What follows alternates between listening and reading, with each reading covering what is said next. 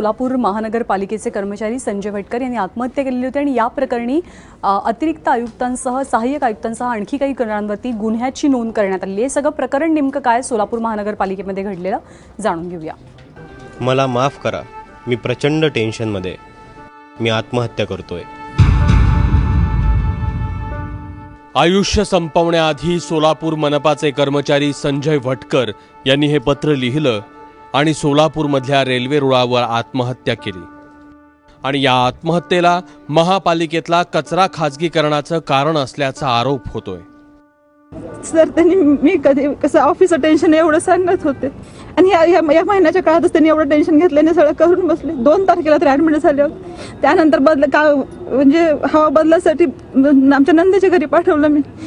तेव्हा आधी फोन केला होता, तुम्ही चार्ज घेता का, मी त्यांना घेऊन येते, टेंडरचं टेन्शन आहे, ते कचऱ्याचं काहीतरी टेंडरचं टेन्शन आहे म्हणत होते। त्यानंतर आजारी पण होते त्या काळात।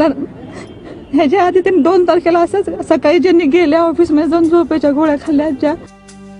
कचरा ठेक्यांच्या प्रक्रियेत भ्रष्टाचार झाल्याचा संजय यांना संशय होता, पण तोच संशय त्यांच्या जीवावर उठलाय।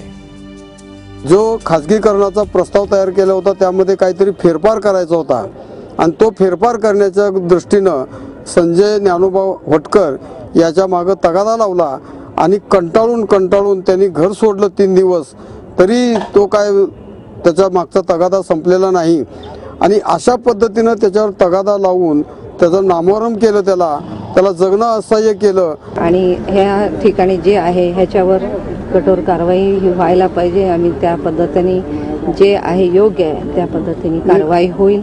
ज्यांचं नाव पुढे आलेलं आहे ती कारवाई होईल, जे योग्य आहे त्याच्याबरोबर कारवाई होणारच, नक्कीच होणार। संजय भटकर यांनी गेल्या महिन्यात सुद्धा आत्महत्येचा प्रयत्न केला होता।